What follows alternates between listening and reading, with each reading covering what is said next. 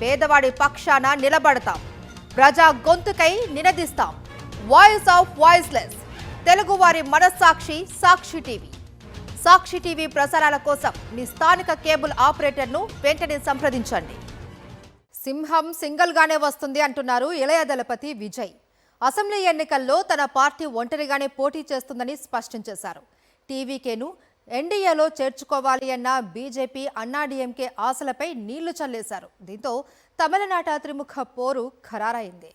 వచ్చే ఏడాది అసెంబ్లీ ఎన్నికలు జరగనున్న తమిళనాడులో రాజకీయం రసవత్తరంగా మారింది. పొత్తులపై క్లారిటీ ఇచ్చేసింది hero Vijay party Tamilaga Vettri Kazhagam. BJP డీఎంకేలతో ఎలాంటి పొత్తు ఉండదని, ఒంటరిగానే రంగంలోకి దిగుతామని స్పష్టం చేసింది.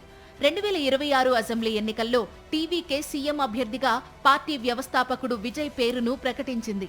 చెన్నైలో జరిగిన పార్టీ ఎగ్జిక్యూటివ్ సమావేశంలో ఈ మేరకు తీర్మానం చేశారు. టీవీకే కార్యవర్గ భేటీలో మాట్లాడిన విజయ్ వేర్పాటువాదులతో పొత్తు ఉండదని స్పష్టం చేశారు.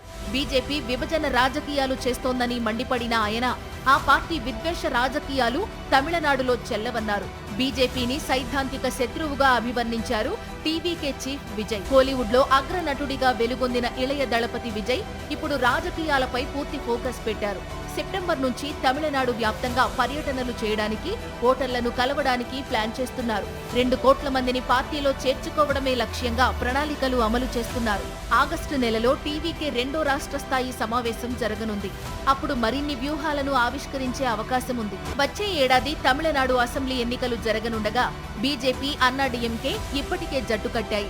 కూటమిగా పోటీ చేస్తామని ప్రకటించాయి. డీఎంకేని ఓడించడమే ఎజెండాగా విజయ్ కూడా తమతో కలిసి రావాలని కోరుతున్నాయి. అన్నాడీఎంకే నేతలు కొందరు టీవీకేతో పొత్తు ఖాయమవుతున్నట్టే మాట్లాడారు. అయితే బీజేపీకి తాము దూరం అంటూ స్పష్టత ఇచ్చేశారు హీరో విజయ్. అటు డీఎంకే కూటమితోనూ కలిసే ఉద్దేశం లేదని తేల్చేశారు. దీంతో తమిళనాట త్రిముఖ పోరుకు రంగం సిద్ధమైనట్టే.